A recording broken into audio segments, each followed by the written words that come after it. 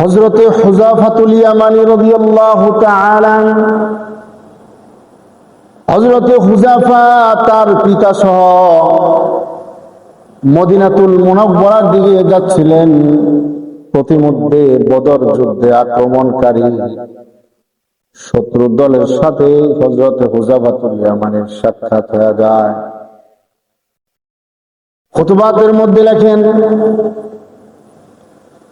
হযরতে হুযাফা এবং তার পিতা আবু জেহেলের সম্মুখীন হয়ে যায়।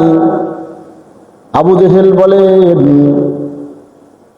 এই নবীর সহচর্য হুযাফাতুল ইয়ামানী, তোমার রাস্তাকে আমরা রুদ্ধ করে দেব, তোমার চলার গতিকে বন্ধ করে দেব, তোমার চলার গতিকে শেষ করে দিব, চলতে দিব না।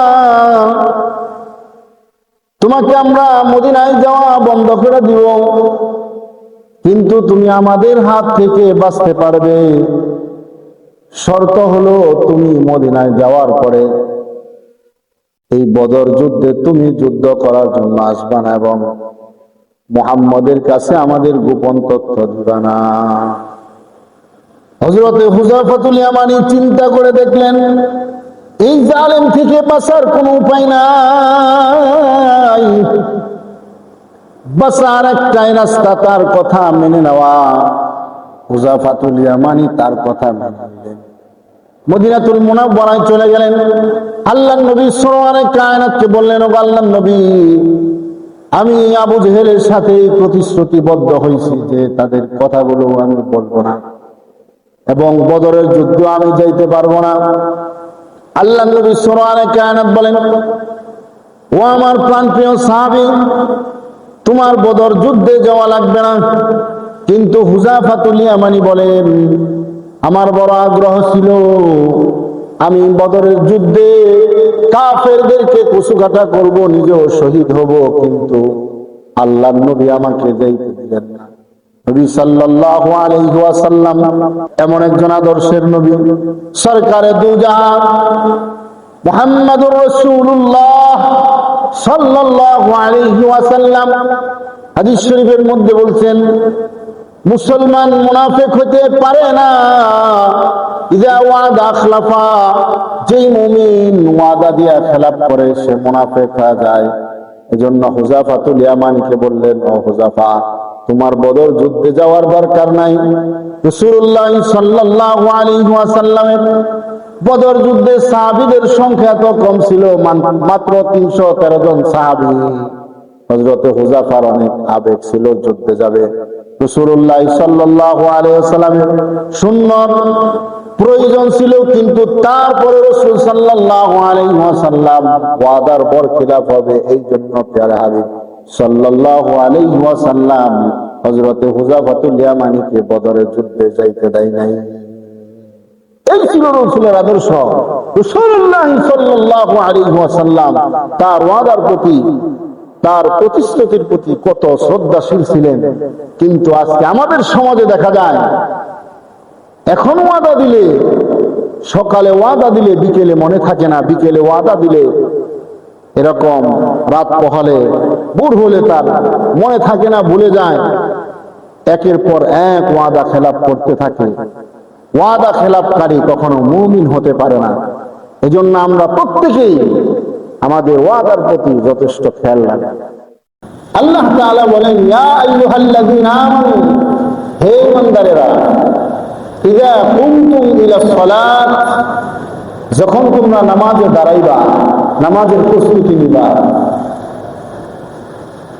তো তখন তোমাদের সর্বপ্রথম যে প্রস্তুতিটা নিতে হবে সেটা হলো রাসূলুল্লাহ সাল্লাল্লাহু আলাইহি ওয়াসাল্লাম হাদিস শরীফের মধ্যে বলেছেন যে আস-সালাতু মিফতাহুল জান্নাহ। এরপরে রাসূল বলছেন, ওয়া মিফতাহুস সালাতি আত-তুহুর, নামাজটা হলো জান্নাতের চাবি। সুবহানাল্লাহ। ঠিক, নামাজের জন্য চাবি হলো পবিত্রতা। নামাজের জন্য চাবি কি? পবিত্রতা ছাড়া আল্লাহর নামাজের মধ্যে প্রবেশ করা যায় না। এজন্য যখন জোহরে রক্ত হয়, তো ওই জোহরের রক্তে জোহরের সালাত আদায়ের জন্য ওযু করা এটা ফরজ। এটা কি ওযু সবসময় করা ফরজ? যোহরের নামাজের পর আপনি কোরআন তেলাওয়াত করবেন, বলে কোরআন তেলাওয়াত যেমন নফল, ঠিক ওই সময় ওযু করাও কি ঠিক। আল্লাহ পাক রব্বুল আলামিনের হুকুম সালাত, জুমার সালাতে আপনি আসবেন, বলে এখানে আপনি অতক্ষণ পর্যন্ত ঢুকতে পারবেন না যতক্ষণ না আপনি পবিত্রতা অর্জন করবেন। এই জন্য রাসূল বলছেন মিফতাহুস সালাত আত-তুহুর, নামাজে ঢোকার জন্য চাবি হলো পবিত্রতা। পবিত্রতা ইউনিফর্মা পরিধান ছাড়া কোন মুমিন মুসলমান নামাজের মধ্যে ঢুকতে পারে না।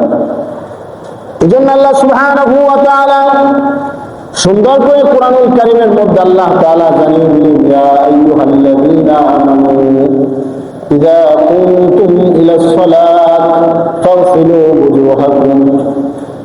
হে আমার মুমিন বান্দা, ইযা কুনতুম ইলাস সালাহ, যখন তোমরা নামাজের জন্য দাঁড়াইবা, ফাগসিলু ওজুহাকুম, তোমাদের চেহারাটাকে সুন্দর করে ধৌত করো। চেহারা সর্বপ্রথম তুমি দাও। আল্লাহ তাআলা বললেন ফাগসিলু ওজুহাকুম, আমরের সিগা দিয়ে আদেশ করে আল্লাহ বলেন সুন্দর করে তোমরা চেহারাটাকে ধৌত করো। আল্লাহ সুবহানাহু ওয়া তাআলা বলেন চেহারা দাও। কেন তুমি চেহারা দিবা? রাসূলুল্লাহ সাল্লাল্লাহু আলাইহি ওয়াসাল্লাম চেহারা ধৌত করার ফজিলত বর্ণনা করেন। এই উম্মত, কিয়ামতের ময়দানে তোমাদেরকে আমি দেখি নাই, কিন্তু আমি নবী তোমাদেরকে চিনে চিনে আমি নবী তোমাদেরকে জান্নাতের মধ্যে শাফাআত করে ঢুকিয়ে দেব। রাসূলুল্লাহ সাল্লাল্লাহু আলাইহি ওয়াসাল্লাম আমাদেরকে চিনে ফেলবেন। কিভাবে চিনবেন? রাসূলুল্লাহ সাল্লাল্লাহু আলাইহি ওয়াসাল্লামের সাহাবী হযরতে আবু হুরায়রা রাদিয়াল্লাহু তাআলা আনহু বলেন যে একদা আবু হুরায়রা মসজিদের ছাদের উপর ছিল, আলা জাহরিল মসজিদ, মসজিদের ছাদের উপর। আমাদের মসজিদের যেমন ছাদ আছে, এই ছাদের উপর আবু হুরায়রা ফাতাওয়াদ্দা, তিনি ওযু করলেন। فقال إني سمعت رسول الله صلى الله عليه وسلم يقول, رسول الله صلى الله عليه وسلم থেকে এমন এমন শুনেছি। একজন সাহাবী নুঈম ইবনে মুজরিম, তিনি বলেন আমি আবু হুরায়রাকে দেখলাম, আবু হুরায়রা মসজিদের ছাদে ওযু করতেছে এবং তিনি আমাকে বললেন, ওগো নুঈম, আল্লাহর নবী এইভাবে আমি নবী করিম সাল্লাল্লাহু আলাইহি ওয়াসাল্লামের জবানে বলতে শুনেছি। নবী কি বলছেন? বলছেন ইন্না উম্মতি ইউদাউনা ইয়াউমাল কিয়ামা, আল্লাহু আকবার বলেন, আমি আমার উম্মতদেরকে কিয়ামতের ময়দানে ডাকবো। আমার উম্মতদেরকে দেখে দেখে আমি বেছে নিব। কেমনে বেচবো? গুরুল মুআজ্জিলিন মিন আসারিল ওযু। আল্লাহু আকবার বলেন। আল্লাহ সুবহানাহু ওয়া তাআলা বলেন, রাসূলুল্লাহ সাল্লাল্লাহু আলাইহি ওয়াসাল্লাম বলেন কিয়ামতের দিন হাবিবে কিবরিয়া আমাদেরকে ডেকে ডেকে নেবেন। গুররান মুআজ্জিলিনা মিন আসারিল ওযু। আল্লাহ নবী সরওয়ারে কায়নাত বলেন, ও আমার উম্মত, আমি তোমাদেরকে ডেকে ডেকে জান্নাতে নিয়ে যাব। কি ডেকে ডাকবে? বলে তোমরা যে নামাজের মধ্যে ঢুকছিলে, একটা ইনফরমা পড়ে মিফতাহুস সালাত, মিফতাহুস সালাতি আত-তুহুর, তুহুর নামক ইনফরমা পড়ে তোমরা মসজিদে ঢুকছো, নামাজের জন্য ঢুকছো।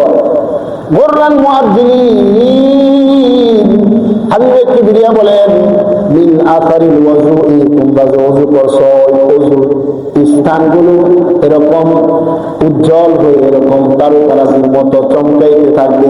আমি নবী ওইটা দেখে দেখে তোমাদেরকে দেখে দেখে আসরের ময়দানে জান্নাতে নিয়ে যাব।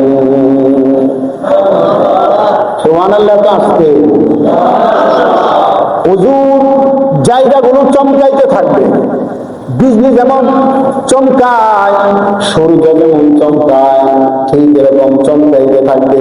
রাসূল বলেন ফামান ইসতাতা মিনকুম আন ইউতিল্লা গুররাতাহু, অতএব তোমাদের কেউ যদি সক্ষম হয় সে যেন তার এই উজ্জ্বলতাকে, তার চমকানোকে বাড়াইতে থাকে। ফাল্যাফআল, সে যেন এই কাজ করে। তাহলে বেশি বেশি ওযু করা, বেশি বেশি কি করা?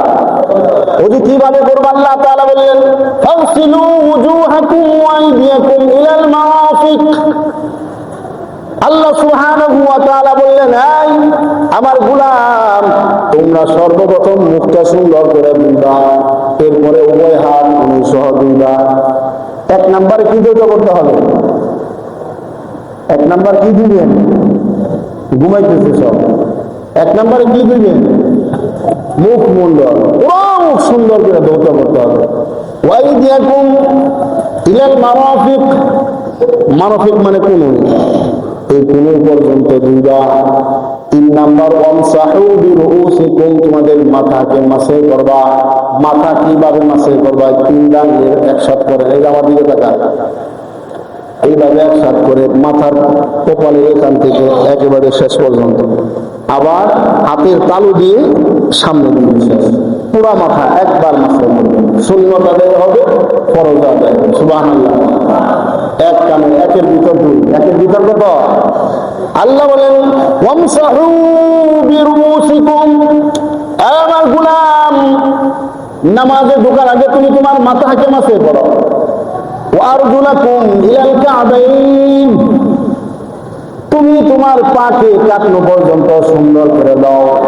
এই 4টা বিধান আল্লাহ তাআলা কোরআনুল কারীমের মধ্যে দিয়ে দিলেন। 4 অঙ্গ, 4 অঙ্গের মধ্যে 3 অঙ্গ ধৌত করা ফরজ, 1 অঙ্গ মাসে করা ফরজ। সুবহানাল্লাহ। এর মধ্যে ফরজ কয়টা? জোরে বলেন কয়টা? আজকে মাসালায় পড়েন, জোরে বলেন কয়টা ওর মধ্যে ফরজ? 1 নাম্বার কি? জোরে জোরে। সমস্ত মুখ ধৌত করা, সমস্ত মুখ। 2 নাম্বার কি? হাতের কুড়ি সহ। 3 নাম্বার মাথা মাসে। 4 নাম্বার, এটা কি জীবনে ভুলবো? আর যদি কেউ জিজ্ঞাসা বলেন তো ওদের খরচ কয়টা, তাহলে কি কোনো আগে হাত ধোয়া, কুলি করা, নাকে পানি না, এটা বলবো? হ্যাঁ, তাহলে 1 নাম্বার ওদের খরচ কি? জোরে কয় না। তাফসীর ইবনে কাসিরের মধ্যে লেখেন, আল্লাহ উম্মতের উপর কত দয়াবান, আল্লাহু আকবার বলেন। তাফসীর ইবনে কাসিরের মধ্যে একটা হাদিস আছে, হযরত ওমর রাদিয়াল্লাহু তাআলা আনহু থেকে বর্ণিত। তিনি বলেন, মুসনাদ আহমদের মধ্যে হাদিসটা, রাসূলুল্লাহ সাল্লাল্লাহু আলাইহি ওয়াসাল্লাম মক্কা বিজয়ের আগ পর্যন্ত প্রত্যেক নামাজের জন্য রাসূল ওযু করতেন, ওযু করা ফরজ ছিল। কিন্তু আমাদের জন্য এত সহজ করে দিয়েছেন, কোন শক্তিমান পুরুষ বা মহিলা যদি থাকে জোহরের ওযু দিয়ে আসা পর্যন্ত করতে পারে। সুবহানাল্লাহ। আমাদের ইমামুনা ইমামুদ দুনিয়া নুমান ইবনে সাবিত রাহিমাহুল্লাহ, ইমাম আবু হানিফা রাহমাতুল্লাহ আলাইহি ইশারে ওযু দিয়া ফজরের নামাজ পড়তেন। 1 আর 2 দিন না, 40 বছর যাবত ইশারে ওযু দিয়া ফজরের নামাজ পড়ছে। আমাদের মতো নাক ডাকে গেলে ঘুমায় না। আমরা তো ঘুম পারি না, ফেসবুকের মধ্যে লিপ্ত হয়ে যায়, নাহলে পুরার কাছে লিপ্ত হয়ে যায়। ইমাম আবু হানিফা রাহমাতুল্লাহ আলাইহি সারা রাত আল্লাহর দরবারে কাঁদতেন, আর বলতেন, আল্লাহ, একটা আয়াত একদিন সূরাতুল ইয়াসিন, ওয়ামতাজুল ইয়াউমা আইয়ুহাল মুজরিমুন, ওয়ামতাজুল ইয়াউমা আইয়ুহাল মুজরিমুন, এই আয়াত দাঁড়িয়ে দাঁড়িয়ে তাহাজ্জুদে পড়তেছে আর কাঁদতেছে, আল্লাহ, হাসরের ময়দানে যদি তুমি আমি নুমানকে বলো, এই নুমান, তুমি আমার মুমিনদের কাতার থেকে বাইরে হয়ে যাও, তাহলে আমার কি উপায় হবে? একটা আয়াত পড়ে পড়ে সারা রাত কান্নাকাটি করতে, নামাজের মধ্যে কাঁদতেছে, আর এভাবে ফজর হয়ে গেছে। এক আয়াত তাদের নামাজের মধ্যে একগ্রতা করতেছে। সুবহানাল্লাহ। আর আমাদের নামাজও ঠিক হয় না। নামাজ ঠিক হবে তো ওযুই তো ঠিক হয় না। 1000 মুসলমানকে যদি সামনে খাড়া করে দেওয়া হয়, যদি বলা হয় ওযুর ফরজ গুলো বলেন তো দেখি, মুশকিল হয়ে যাবে 50 জন মুসলমানকে বেছে বের করা, যারা সুন্দর করে ওযুর ফরজ গুলো ফটাফট বলে দিতে পারবে। কথা ঠিক না ঠিক? যারা আওয়াম মাদ্রাসায় পড়ে নাই, তাবলীগে যায় নাই, বা কোনো আল্লাহওয়ালা সোহবতে যায় না, এমনি স্বাভাবিক টুকটাক নামাজি, এমন ব্যক্তিদের 1000-এর মধ্যে 50 জনকে বাঁচা, অথচ মুসলমান। যেহেতু ফরজটা মাত্র 4টা ফরজ, এটা সুন্দর করে একটু বলেন, পাওয়া যাইব? কথা কয় না, খুবই মুশকিল। এজন্য মুহতারাম হাজিরিন, আল্লাহ সুবহানাহু ওয়া তাআলা আমাদের জন্য কত সহজ করে দিয়েছেন। হযরত ওমর রাদিয়াল্লাহু তাআলা মক্কা বিজয়ের পরে রাসূল করিম সাল্লাল্লাহু আলাইহি ওয়াসাল্লামকে দেখলেন। এক ওজুদারা রাসূল সাল্লাল্লাহু আলাইহি ওয়াসাল্লাম যুহর করলেন, আসর করলেন, মাগরিব করলেন। হযরত ওমর রাদিয়াল্লাহু তাআলা জিজ্ঞাসা করলেন, ও আল্লাহর নবী, আপনি কি ওযু করলেন না? আল্লাহর নবী বলেন, ওমর আমি ভুলি নাই। আল্লাহু আকবার বলেন, ওগো ওমর আমি ভুলি নাই। আল্লাহ সুবহানাহু ওয়া তাআলা মুসলমানদের বিজয়ী দিছে, আর মুসলমানদের জন্য দিন সহজ করে দিছে। ইন্নামাল উসরি ইউসরা, আল্লাহ কঠিনকে সহজ করেন ওয়ালা। বান্দার উপর সব সময় আল্লাহ সহজ চায়, কখনো বান্দার জন্য কঠিন চায় না। এজন্য হাজারো গুনাহ করলে আল্লাহ কয় আয়, মাগফিরাতের দরজায় আল্লাহ দাঁড়িয়ে বলে আয়, এই গোলাম কোন দরজা দিয়ে ঢুকো, আসো আমি আল্লাহ তাআলা তোমারে মাফ করে দিই, কারণ আমি আল্লাহ সহজ চাই। যখনই গোলাম আল্লাহর দরবারে চলে আসে, তো আল্লাহ তাআলা তার জীবনের গুনাহগুলো মাফ করে দেন। ইন্নাদ দীন ইউসরা, হাদিসের মধ্যে আছে দিন খুব সহজ, কিন্তু আমরা দিনকে ব্যাপক কঠিন করে ফেলছি, ব্যাপক কঠিন। এজন্য মুহতারাম হাজিরিন, এই উম্মতের উপর সরকারের দুজার খাতে আল্লাহ সুবহানাহু ওয়া তাআলা দিনকে কত সহজ করে দিয়েছেন। আগে সাহাবীদের জামানায় পানি নাই, তারপর প্রত্যেক ওয়াক্তে ওযু করতে হতো। আল্লাহ সুবহানাহু ওয়া তাআলা আমাদের জন্য এমন সুন্দর বিধান দিয়ে দিলেন, জোহরের ওযু তুমি করছো, এই ওযু যদি নষ্ট না হয়, এই যদি কোরআন তেলাওয়াত করবা, আর নফল নামাজ পড়বা, আসর পড়বা, মাগরিব পড়বা, এশা পড়বা, তুমি যদি তোমার ওযুকে ধরে রাখতে পারো ফজর পর্যন্ত তুমি পড়তে পারবে, কোনো অসুবিধা। সুবহানাল্লাহ বলবেন না? ওযু করলে লাভ কি? 1 নাম্বার, ওযু করলে লাভ শারীরিক লাভ। যেটা ওযু করলে আপনি বিভিন্ন রোগ থেকে মুক্তি পাবেন। সুবহানাল্লাহ বলেন। হাত মুখ সব সময় ধৌত করা হচ্ছে, ডক্টরের কাছে যাবেন, সেও বলবে এগুলো সব সময় ধৌত করবে। খাবারের আগে হাত ধোন, কুলি করেন কেন? এই যে কিছু ভাইরাস টাইরাস যদি থাকে তাহলে দূর হয়ে যাবে। এরকম ওযুর মধ্যে কুলি আছে না নাই? হাত ধোয়া আছে না নাই? নাক ধোয়া আছে না নাই? এই অঙ্গ প্রত্যঙ্গ যখন ধোয় শারীরিক উপকার হয়। আর রাসূলুল্লাহ সাল্লাল্লাহু আলাইহি ওয়াসাল্লাম চমৎকার একটা হাদিস বলেন। হাবিবে কিবরিয়া মুহাম্মদুর রাসূলুল্লাহ সাল্লাল্লাহু আলাইহি ওয়াসাল্লামের একজন সাহাবী আন আমর ইবনে আবাসা রাদিয়াল্লাহু তাআলা আনহু قال يقول قلت يا رسول الله, আমর ইবনে আবাসা বলেন, يقول قلت يا رسول الله, আমি আল্লাহর নবীকে জিজ্ঞাসা করলাম, ও আল্লাহর নবী, কাইফাল ওযু, ওযু করলে কি লাভ হবে? আপনি যদি আমাকে একটু বলে দিতেন ওযু করলে কি লাভ হয়। হাবিবে কিবরিয়া বলেন, ক্বালা আমাল ওযু ফাইন্নাকা ইযা তাআদ্দাত ফাগাসালতা কাফাইকা ফাআনকাইতাহুমা খারাজতা খাতায়াকা মিন বাইনি আসফারিকা ওয়া আনামিলাকা। সুবহানাল্লাহ। রাসূলুল্লাহ সাল্লাল্লাহু আলাইহি ওয়াসাল্লাম আমর ইবনে আবাসাকে বলেন, ও আমার সাহাবী, যখন তুমি ওযু করো, ফাগাসালতা কাফাইকা, যখন তুমি তোমার উভয় হাতে এই কবজি সহ দাও। ওযুর মধ্যে উভয় হাতের কবজি সহ দিতে হয় না? উভয় হাতের কবজি সহ যখন দাও, আনকাইতাহুমা খারাজতা খাতায়াকা মিন বাইনি আযফারিকা, তখন এই কবজি সহ দোয়ার যখন তুমি ধৌত করো, তোমার চারির ভিতর থেকে গুনাহগুলো এরকম পানির ফোঁটার সাথে জ্বলতে থাকে। আযফার নখের দিয়ে এরকম ওযুর পানির ফোঁটার সাথে আপনার এই হাতের কবজির মধ্যে জোহরের আগ পর্যন্ত যত গুনাহ হয়েছে, এই ওযুর মধ্যে ঢোকার কারণে এই হাতের গুনাহটা এরকম ঝরতে থাকে। সুবহানাল্লাহ। ওয়া আনামিলাকা, এবং তোমার আঙ্গুলির মধ্যে যত গুনাহ সব ঝরতে থাকে। হযরত মুহাম্মদুর রাসূলুল্লাহ সাল্লাল্লাহু আলাইহি ওয়াসাল্লাম বলেন, ফাইদা মাজমাজাতা ওয়াস্তানশাকতা, যখন তুমি কুলি করো, তোমার মুখে যদি কোনো গুনাহ হয়ে যায়, আমার মুখে গুনাহ হয় না, এই জবান দিয়ে কত গালি দেই, জবান দিয়ে কত অশ্লীল কথা বলি, নাক দিয়ে বিভিন্ন জিনিসের জ্ঞান করি, নাকের গুনাহ নাই? এই যে ওভার ট্যাবলেটের উপর নাক দিয়ে ফুঁকবে নাকি, তাহলে নাকের গুণ হইব না? নাকের আল্লাহ সাইজ করবো, বসি লাগিয়া টানবো, এই নাক দিয়ে যে নিতেছে শ্বাস, বিড়ি মুখ দিয়ে নাক দেবাই করে, আছে না এরকম?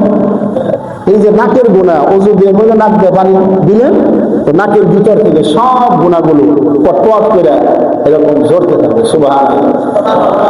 রাসূলুল্লাহ সাল্লাল্লাহু আলাইহি ওয়াসাল্লাম বলেন, ওয়াগাসালতা ওয়াজহাকা, যখন তুমি তোমার চেহারা দাও, চেহারার মধ্যে যত গুনাহ হয়, চেহারারও গুনাহ আছে, কেমনে গুনাহ হয়?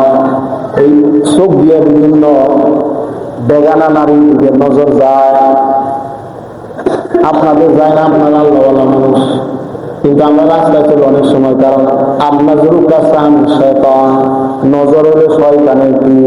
কোন মুমিন বান্দা রাস্তা দিয়ে হাইটা যায়, বেগানা পুরুষ দেখলে চোখে খালি ওদিকে একটু যায়, এইভাবে চোখের গুনাহ হয়। হাবিবে কিবরিয়া বলেন, যখন গুনাহ ওয়াগাসালতা ওয়াজহাকা, চেহারা হয়তো চেহারা দিয়া তার যত গুনাহ আছে সমস্ত গুনাহগুলো জ্বলতে থাকে। ওয়াইদিয়াকা ইলাল মারাফিকাইন, এরকম উভয় হাতের কোণে পর্যন্ত যখন বান্দা দেয়, এই এতটুকুনের মধ্যে যত গুনাহ হয়েছে সমস্ত গুনাহগুলো জ্বলতে থাকে। ওয়ামাসাহাতা রাসাকা, মাথার মধ্যে যদি কোনো গুনাহ থাকে, মাসে করার দ্বারা এরকম আল্লাহ পাক রব্বুল আলামিন গুনাহগুলো ঝরিয়ে দেন। ওয়াগাসালতা রিজলাইকা ইলাল কাবাইন, বান্দা যখন উভয় পাও দেয় টাকু সহ, এই টাকু সহ পাও দেওয়ার কারণে বান্দার পায়ের গুনাহগুলো ঝরে যায়। ইগতাসালতা মিন আম্মাতি খতায়া, সুবহানাল্লাহ বলেন। ইগতাসালতা মিন আম্মাতি খতায়া, হাবিবে কিবরিয়া বলেন, এই অঙ্গ প্রত্যঙ্গ গুলো দোয়ার কারণে আমভাবে তার শরীরে যত গুনাহ আছে, ওজুর পানির ফুটার সাথে সমস্ত গুনাহগুলো ঝরে যায়। এরপরে হাবিব বলেন, ফাইন আনতা ওয়াদাতা ওয়াজহাকা লিল্লাহি আযজা ওয়া জাল্লা, এরপরে বান্দা যখন তার কপালটা রব্বে কারীমের কদমের মধ্যে এরকম ঝুঁকে দেয়, রাখে, খারাজতা মিন খাতায়া, তার শরীর থেকে সব গুনাহগুলো ঝরে যায়। শুধু গুনাই ঝরে না, হাবিবে কিবরিয়া বলেন, কায়াউমিন ওয়ালাদাতকা উম্মুক, আল্লাহু আকবার বলেন। বান্দা যখন সুন্দর করে ওযু করে সে মসজিদে আসে, আসার পরে যখন কপালটা রবের সামনে এরকম নত করে দেয়, সেজদা করে, হাবিবে কিবরিয়া বলেন, মনে হয় যেন সবে মাত্র সে তার মার গর্ভে থেকে ভূমিষ্ঠ হলো। মার গর্ভের থেকে আসলে যেমন তার কোনো গুনাহ থাকে না, সেম কোন মুমিন বান্দা সুন্দর করে ওযু করার পরে যখন সেজদা করে, কি করে, তার শরীরে তখন আর কোনো গুনাহ থাকে। সুবহানাল্লাহ, জোরে বল। তার শরীরে তখন আর কোনো গুনাহ থাকে না। সুবহানাল্লাহ। এজন্য ওযুকে সুন্দর করা চাই। ওযুকে কি করা চাই? আল্লাহ যেভাবে বলছেন, ফাগসিলু উজুহাকুম ওয়া আইদিয়াকুম ইলাল মারাফিক ওয়ামসাহু বিরুসিকুম ওয়া আরজুলাকুম ইলাল কাবাইন, এই যে ওযুর চারটা ফরজ, এই ফরজ চারটা আমরা পারবো না ইনশাআল্লাহ? সবাই পারবো না ইনশাআল্লাহ? মুখ ধোয়া, উভয় হাত কোলাই পর্যন্ত মাসিক করা, উভয় পা টাকনু পর্যন্ত ধোয়া কি ফরজ। এই চারটা যদি আপনি ঠিক মতো আদায় করেন, বাকি কুলি যদি কেউ না করে, ওযু হবে কিন্তু সুন্নতের বরখেলাপ হবে। সুন্নত তরিকা ওযু না করলে আমলের স্বাদ পাওয়া যায় না। এই জন্য ইমামগণ ওযুর সুন্নত বলে দিচ্ছে। সুবহানাল্লাহ বলে। ওযু ভঙ্গের কারণ একদিনে তো এগুলো বলা সম্ভব না। আমরা প্রত্যেকেই ছোট ছোট মাসালার বই আছে, অন্তপক্ষে আমার নামাজটা যাতে শুদ্ধ হয়, এই জন্য ওযুর মাসালাগুলো, নামাজের মাসালাগুলো আমাদের জানা দরকার কিনা বলে। আমি আলেম না, কিন্তু আমার ওযুর মাসালাটা আমার শেখা লাগবে কিনা। হাজারো নামাজি মুসল্লি আছে, ওযুর ফরজ জানে না, গোসলের ফরজ জানে না, ওযু কখন ভাঙে এটাও জানে না, ওযু কখন সুইটা দেয় এটাও জানে না। এগুলো জানা লাগবে কিনা বলে। কারণ আপনার যদি ওযু ঠিক না হয়, তাহলে আপনার নামাজও ঠিক হবে আর নামাজ ঠিক না হইলে কবরেও ধরা, হাসরেও ধরা, পুলসিরাতেও ধরা, দুনিয়াতেও ধরা। কারণ বেনামাজিকে আল্লাহ রাসূল বলছেন তার রিজিকের মধ্যে সব সময় একটা সংকটময় অবস্থা থাকবে। হাজারো কোটি টাকা থাকলেও দেখবেন তার হতাশা শেষ হবে। রিক্সা চালিয়ে খায়, 5 ওয়াক্ত নামাজি, তাকে জিজ্ঞাসা করবেন ভাই কেমন আছেন, বলে আলহামদুলিল্লাহ। অভাব অনটন ঘরে ভরপুর, এরপরে দিলের মধ্যে প্রশান্তি আছে। সুবহানাল্লাহ। হাজার হাজার কোটি টাকার মালিক, এই গাজীপুরি হাটার মধ্যে অনেক টাকা আছে, কিন্তু মগর তার নামাজ নাই। তার কি নাই? নামাজ নাই। ওর দিলটার মধ্যে আল্লাহ অশান্তি। হয়তো তার মেয়ে কথা শুনবে না, হয়তো তার সন্তান কথা শুনবে না, না হলে তার দিদি, মানে একটা দিকে তার অশান্তি লাগবেই। দুনিয়ার সংকট এটা, টাকা পয়সা বেশি হওয়া এটা শান্তির কোনো কারণ নয় মোহতারাম হাজিরিন। এই জন্য নামাজ যারা পড়বে না তাদের দুনিয়ার সর্বপ্রথম রিজিককে আল্লাহ সংকীর্ণ করে দেবে। রিজিককে কি করে দিবে? বহুত বেনামাজি আছে, ডাক্তার বলছে আয় মিয়া সাবধান, গরু গোশত খেতে পারবেন না, খালি দুপুরে তরি ভাত খাইবে, আর সকালে রুটি খাইবে, আর বিকালে রুটি খাইবে। কথা ঠিক না? ঠিক। কেন? এই যে রিজিকের সংকট, নামাজ নাই, সকালবেলা দৌড় পারে, বিকালবেলা দৌড় পারে। আমি ওদিনকে হাদিস পড়ে চিন্তা করলাম, রাসূল করিম সাল্লাল্লাহু আলাইহি ওয়াসাল্লামের গোটা জিন্দেগি হাদিস শরীফের মধ্যে সুন্দরভাবে বর্ণনা করছে। বিশেষ করে শামাইলে তিরমিজি একটা কিতাব আছে, এটা রাসূলের হলিয়া সম্পর্কে আলোচনা করা হয়েছে। আল্লাহ নবীর চোখ, আল্লাহ নবীর কথা বলা, আল্লাহ নবীর দাঁত, আল্লাহ নবীর গরু, আল্লাহ নবীর চুল, আল্লাহ নবীর পা, আল্লাহ নবীর পেট, কতটুক লম্বা, কতটুক খাটা, কিভাবে চলতেন, কিভাবে দৌড় পারতেন, এই সব বিবরণ শামাইলে তিরমিজির মধ্যে আছে। সুবহানাল্লাহ। রাসূলুল্লাহ সাল্লাল্লাহু আলাইহি ওয়াসাল্লাম যে হাঁটতেন, দেখেন ওই ডায়াবেটিস ডাক্তার যিনি পড়ছে মুনা রসুলের এই আদর্শটা সে ওখান থেকে নিয়ে তারপরে এটা এই চিকিৎসাটা দিয়ে দিচ্ছে ডায়াবেটিস যাদের আছে। রাসূলুল্লাহ সাল্লাল্লাহু আলাইহি ওয়াসাল্লাম যখন হাঁটতেন, দ্রুত হাঁটতেন। কি করে হাঁটতেন? দ্রুত চলতেন, এবং কদম যেখানে রাখতেন মনে হয় উঁচু জায়গার থেকে নিচু জায়গার থেকে উঁচু জায়গায় রসুল উঠতেছে, এমন ভাবে শক্তভাবে হাঁটতেন। যখন হাঁটতেন এদিক সেদিক তাকাতেন না, এদিক সেদিক কি করতেন না, নিচের দিকে তাকিয়ে সোজা চলতেন। যারা ডায়াবেটিস হাঁটে, যারা সকালবেলা তো দেখি, ওনাদেরকে সালাম দিলাম, ওয়ালাইকুম সালাম, চলতেছে, কোনো কথা নাই। এই যে চলতেছে, অর্থাৎ গাম বের করতে হবে। আপনি যদি রাসূলের সুন্নত তরিকায় হাঁটেন, তাহলে আপনার শরীর দেখবেন 10 মিনিট হাঁটার পর অটোমেটিক গাম বের হবে। অটোমেটিক কি হবে? অটোমেটিক। তা আমি চিন্তা করে দেখলাম, মনে হয় ডাক্তার যিনি প্রথম আবিষ্কারক এই ডায়াবেটিসের হাঁটাহাঁটির ব্যাপারে, তিনি মনে রাসূলের এই সুন্নতটাকে রিসার্চ করে বের করছে। এই জন্য যাদের এরকম অসুস্থ রোগী আছে, ডায়াবেটিস আছে, তাদেরকে এই ফর্মুলা দিয়ে দিচ্ছে। আল্লাহ নবী তো জীবনে ডায়াবেটিস হয়নি, সাহাবায়ে কেরামের ভয় নেই। কেন? সুন্নাত পুরোপুরি মানছে, রাসূলকে যেভাবে দেখছে ওইভাবে মানছে। সুবহানাল্লাহ কয় না? যেন আমরাও রাসূলের সুন্নাহ মানবো। তাহলে হাসরের ময়দানে যে হাদিসটা রাসূল বলেছেন, কিয়ামতের ময়দানে দেখেন আল্লাহ রাসূল বলেন ইয়াদআউনা ইয়াউমাল কিয়ামাহ, ইয়াদআউনা ইয়াউমাল কিয়ামাহ, তাদেরকে ডাকা হবে কিয়ামতের দিন। সুবহানাল্লাহ। তারা গুরুল মুআজ্জিলিন, যাদের ওযুর অঙ্গগুলো এরকম চমকাইতে থাকবে, ঝিলমিল করতে থাকবে। যারা নামাজি, কারণ নামাজের জন্য ওযু লাগে। নামাজের জন্য কি লাগে? কোরআন তেলাওয়াত করবে তো ওযু করতে হবে, সুন্নাত করবে তো ওযু করতে হবে, নফল ইবাদত করবে তো ওযু করতে হবে। তো নামাজ ওযু করে, এই ওযু করার দ্বারা এই 5 বেলা যখন ওযু করবে, এভাবে তার 50 বছর, 60 বছর, 70, 90 বছর হায়াত পেয়ে যখন এই ওযু করে, আর ওযু করে যখন কবর বেঁচে যাবে, কবরে হাসরের ময়দানে যখন উঠবে, এরকম তার ওযুর অঙ্গগুলো এরকম চমকাইতে থাকবে। আমরা চাই না যে হাসরের ময়দানে আমাদের ওযুর অঙ্গগুলো এরকম চমকা। আর হাবিবে কিবরিয়া মুহাম্মদ আরবি সাল্লাল্লাহু আলাইহি ওয়াসাল্লাম, যাকে আমরা দেখি নাই, তিনি আমাদেরকে দেখেন নাই, উনি আমাদেরকে যাতে করে প্রথম দেখায় চিনে ফেলেন, এই আশা ভরসা আমাদের আছে না? এই আশা করে বসে থাকলে হবে না? প্রত্যেক ওয়াক্ত ওযু করতে হবে। হ্যাঁ, করবো তো ইনশাআল্লাহ। প্রত্যেক ওয়াক্তে আল্লাহ তাআলা আমাদেরকে মসজিদে এসে সুন্দর করে ওযু করে নামাজ পড়ার তৌফিক দান করেন, বলেন আমিন। সুন্দর একটা হাদিস।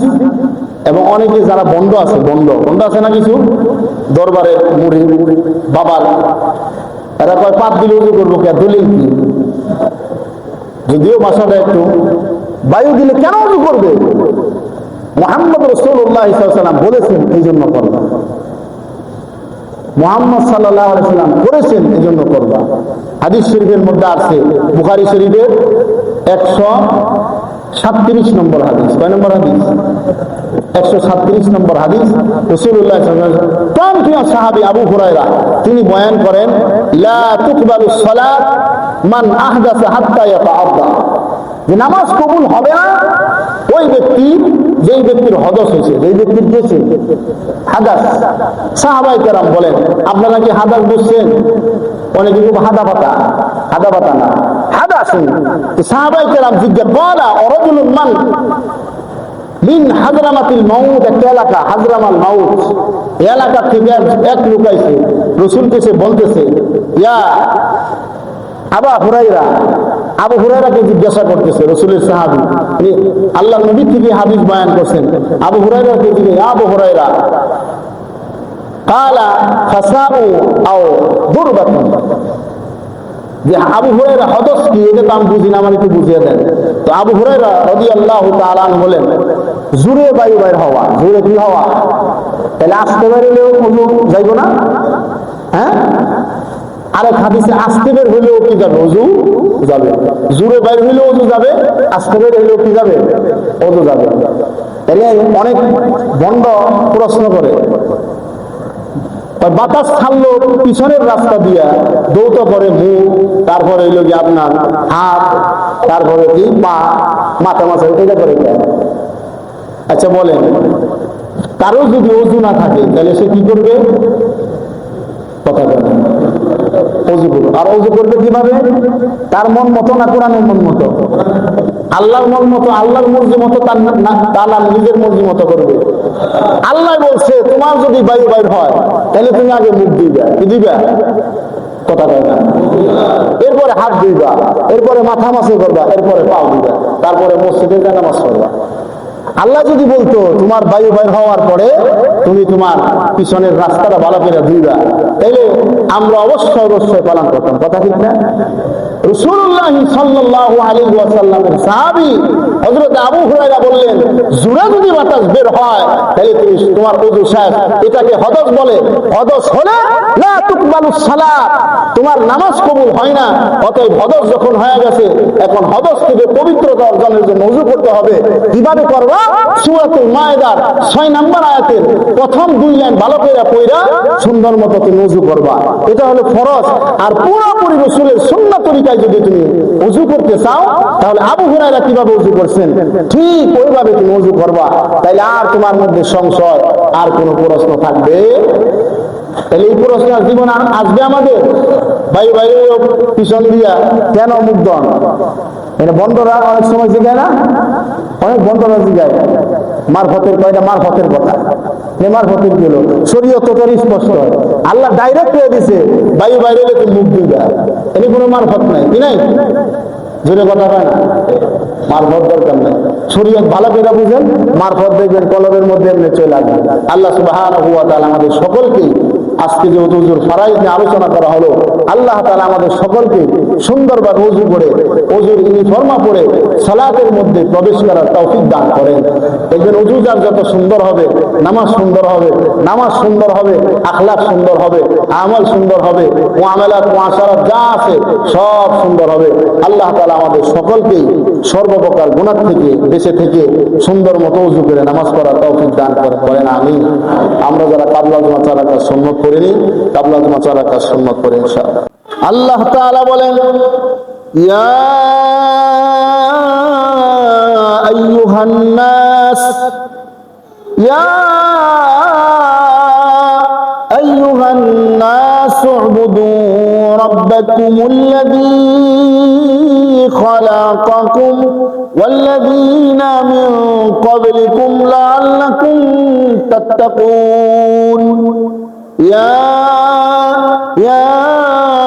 أيها الناس اعبدوا ربكم الذي خلقكم والذين من قبلكم لعلكم تتقون আল্লাহ তাআলা মানুষদেরকে ডাক দেয়া বলেন, ইয়া আইয়ুহান নাস, হে লোক সকল, উ'বুদু রাব্বাকুম, তোমরা তোমাদের রবের ইবাদত করো, তোমরা তোমার আল্লাহর ইবাদত করো, আল্লাযী খালাকাকুম, যিনি তোমাদেরকে সৃষ্টি করেছেন।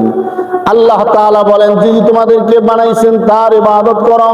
ওয়াল্লাযীনা মিন ক্বাবলিকুম লাআল্লাকুম তাত্তাকুন, ওই রব শুধু তোমাদেরকে বানায় নাই, রব বলেন আল্লাযীনা মিন ক্বাবলিকুম, তোমাদের পূর্বে যারা ছিল তাদেরকেও আল্লাহ তাআলা বানাইছেন। অতএব তোমরা আল্লাহ তাআলার ইবাদত করো এবং লাআল্লাকুম তাত্তাকুন, আল্লাহর ইবাদতের মাধ্যমে যাতে তাকওয়া অর্জন করতে পারো। তাকওয়ার বড় দাম, তাকওয়ার বড় দাম, তাকওয়ার বড় দাম। যেই বান্দার দিলের ভিতরে তাকওয়া থাকবে, ওই বান্দাটা আল্লাহ সুবহানাহু ওয়া তাআলার আদালতে বড় দামি হয়ে যাবে। এজন্য আল্লাহ বলেন তাকওয়ার জন্য ইবাদত করতে হবে। গোলাম, আমি তোমাকে অনর্থক বানাই নাই, অনর্থক বানাই নাই, আমি আল্লাহ তোমাকে বানাইছি। উ'বুদু রাব্বাকুমুল্লাযী খালাকাকুম মিন ক্বাবলিকুম লাআল্লাকুম তাত্তাকুন। আল্লাহ তাআলার পরিচয় আল্লাহ দিয়া বলেন, আল্লাযী জাআলা লাকুমুল আরদা ফিরাশা, ওই রব এমন আল্লাহ যে আল্লাহ তোমাদের জন্য জমিনকে বিছানা বানিয়ে দিয়েছে। ওয়াস সামাআ বিনা, আল্লাহ তাআলা আসমানটাকে ছাদ বানিয়ে দিলেন, জমিনকে বিছানা স্বরূপ বান্দাদের জন্য বানিয়ে দিয়ে বলেন, বান্দা তুমি আমার ইবাদত করো, তোমার জন্য আসমানকে ছাদ বানিয়ে দিয়েছে। ওয়ানজালা মিনাস সামাই মাআ, ওয়ানজালা মিনাস সামা, ওয়ানজালা মিনাস সামাই মাআন ফাখরাজা বিহি মিনাস সামারাতি রিজকাল লাকুম। আল্লাহু আকবার। আল্লাহ তাআলা বলেন, কেন ইবাদত করবা না? এই মানুষ, কেন ইবাদত করবা না? আমি আল্লাহ তাআলা তোমাদের জন্য জমিনটাকে বিছিয়ে দিলাম এবং আসমানটাকে ছাদ বানিয়ে দিলাম। ওয়ানজালা মিনাস সামা, আসমান থেকে আমি অবতীর্ণ করি মান পানি, ফাখরাজা বিহি মিনাস সামারাতি রিজকাল লাকুম, ওই পানি দিয়ে আমি আল্লাহ তাআলা তোমাদের জমিনকে উর্বর করে সেখান থেকে তোমাদের জন্য সুন্দর ফল ফ্রুট আমি আল্লাহ তাআলা ব্যবস্থা করে দেই। আল্লাহ তাআলা বলেন, ফালা তাজআলু লিল্লাহি আনদাদা ওয়া আনতুম তা'লামুন, ফালা তাজআলু, তোমরা করিও না, আনদাদা, ফালা তাজআলু লিল্লাহ, ফালা তাজআলু লিল্লাহি আনদাদা, তোমরা আল্লাহর সাথে কাউকে শরীক করো না, আল্লাহ তাআলার সাথে তোমরা কাউকে শরীক করো না। ওয়া আনতুম তা'লামুন, তোমরা জানো, তোমরা জানো আল্লাহর কোনো শরীক নাই, আল্লাহ শরীককে ভালোবাসে না। আল্লাহ রাব্বুল আলামিন এমন একটা কালিমা আমাদেরকে দিলেন, কালিমার মধ্যে বললেন লা ইলাহা ইল্লাল্লাহ, লা ইলাহা ইল্লাল্লাহ। এই কালিমার মধ্যে আমাদেরকে আল্লাহ শিখালেন লা ইলাহা ইল্লাল্লাহ, আল্লাহর সাথে কোনো শরীক নাই। আল্লাহ রাব্বুল আলামিন এক একক, ওয়াহদাহু লা শারীকা লাহু, ওয়াহদাহু লা শারীকা লাহু। আল্লাহ তাআলা কুরআনুল কারীমে সূরাতুল বাকারা এখানে বলেন, ফালা তাজআলু লিল্লাহ, ফালা তাজআলু লিল্লাহি আনদাদা ওয়া আনতুম তা'লামুন, তোমরা আল্লাহর মতো কাউকে সমকক্ষ বলিও না। আল্লাহ আসমান থেকে বৃষ্টি বর্ষণ করে, আল্লাহ জমিনকে আমাদের আরামের জন্য বিছিয়ে দিয়েছেন, আসমানকে ছাদ বানিয়ে দিয়েছেন। এই শক্তি পৃথিবীর অন্য কারো আর কারণ নাই। এজন্য আল্লাহ পাক রব্বুল আলামিন তার পরিচয় সূরাতুল ইখলাসের মধ্যে দিয়েছেন। আল্লাহ বলেন, কুল হুয়াল্লাহু আহাদ, নবী আমার আপনি বলে দেন আমি আল্লাহ এক, আল্লাহুস সামাদ, আমার কোনো জিনিসের প্রয়োজন নেই, আমি আল্লাহ সমস্ত জিনিস থেকে বেনিয়াজ, আমি আল্লাহ তাআলার কোনো জিনিস দরকার নাই, সমস্ত বস্তু থেকে আমি আল্লাহ তাআলা মুহতাজ, কোনো জিনিস আমার দরকার নাই, কোনো জিনিসের আমি মুহতাজ না, দুনিয়ার কোনো বস্তু আমার দরকার নাই। আমি আল্লাহ রাব্বুল আলামিন তোমাদেরকে বানিয়ে তোমাদেরকে ইবাদত দিয়েছি, ইবাদতের মাধ্যমে তোমাদের জন্য জান্নাত দিব। এই জন্য দুনিয়াতে যেই বান্দা আল্লাহকে ভয় করে ইবাদত করবে, আল্লাহ বলেন আমি ওর দিলটা তাকওয়া দিয়ে ভরে দিব। এই জন্য আল্লাহ পাক বলেন, ইয়া আইয়ুহান নাস উবুদু রাব্বাকুমুল্লাযী খালাকাকুম ওয়াল্লাযীনা মিন ক্বাবলিকুম লাআল্লাকুম তাত্তাকুন। আল্লাহ তাআলা বলেন, এই মানুষ ইবাদত করো আল্লাহর ওই রবের যিনি তোমাদেরকে বানাইছেন, তোমাদের বাপ দাদারেও বানাইছেন। যেই রব তোমাদেরকে বানাইছেন, বাপ দাদারেও বানাইছেন, আগের মানুষকে বানাইছেন, পরের মানুষকেও বানাইছেন। অতএব তোমরা রবকে ভুলেও না। রব তার ঘরের থেকে 5 বেলা মসজিদে মুয়াজ্জিন আহ্বান করে, হাইয়া আলাস সালাহ, নামাজের দিকে আসো, নামাজের দিকে আসো। রবের ঘর থেকে বারবার আমাদেরকে আহ্বান করা হয়। আই ভাই, একজন বিখ্যাত তাবেঈ, তার জীবনের মধ্যে লেখা হয়, হযরত সাঈদ ইবনে মুসাইয়্যিব রাদিয়াল্লাহু তাআলা তার জীবনে বলে উনি সব সময় মসজিদে আযানের আগে আসতেন। নিজের বড় অপরাধী মনে করতেন আল্লাহ পাক রব্বুল আলামিন যদি তার আদালতে আমাকে জিগায়, এরে আমার গোলাম, তুমি কেন, তোমাকে মুয়াজ্জিন ডাক দিয়ে কেন তোমাকে মসজিদে আনতে হলো, আযানের আগে কেন তুমি মসজিদে আসলে না? এই প্রশ্নটা যদি হাসরের ময়দানে আল্লাহ তাআলা আমাকে করে, আমার কোনো জবাব। তারা এত আল্লাহর পেয়ারা হওয়ার পরেও, আল্লাহ পাক রব্বুল আলামিনের আদরের বান্দা হওয়ার পরেও তাদের দিলের ভিতরে ভয়। আর আমাদের না আমল ঠিক আছে, না আখলাক ঠিক আছে, এরপর আমাদের কলিজার মধ্যে বিন্দু মাত্র কোনো ভয় নাই। আল্লাহ তাআলার ইবাদতের প্রতি আমাদের কোনো গুরুত্ব নাই। অথচ আল্লাহ পাক রব্বুল আলামিনের ওয়াদা, আল্লাহ বলেন, গোলাম তুমি ইবাদত করো, তোমার রিজিকের জিম্মাদারি আমার হাতে। ইবাদত করবা, তোমার রিজিক আমি আল্লাহ তাআলা সুন্দর করে দিব। যখন তুমি ইবাদতের মধ্যে মনোনিবেশন হইবা, আমি আল্লাহ তাআলা তোমাকে তোমার সুন্দর রিজিকের ব্যবস্থা আমি আল্লাহ তাআলা করে দেব। ونشهد أن لا إله إلا الله وحده لا شريك له. أما بعد فأعوذ بالله من الشيطان الرجيم. بسم الله الرحمن الرحيم. يا أيها الذين آمنوا إذا قمتم إلى الصلاة فاغسلوا وجوهكم وأيديكم إلى المرافق وامسحوا برؤوسكم وأرجلكم إلى الكعبين وإن كنتم جنبا فاطهروا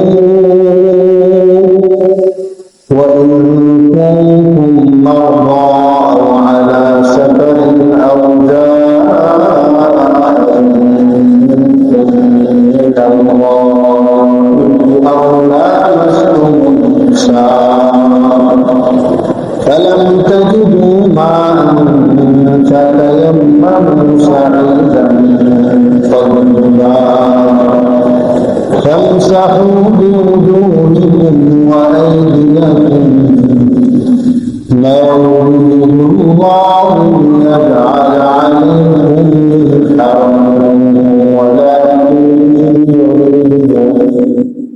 ولكن يريد ليطهركم وليتم نعمته عليكم لعلكم تشكرون.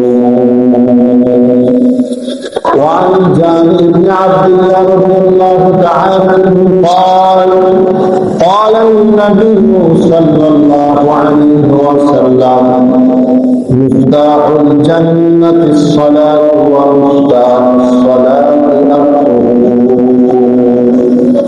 أو كما قال النبي عليه الصلاة والسلام. درود إبراهيم قولي اللهم صل على محمد وعلى آل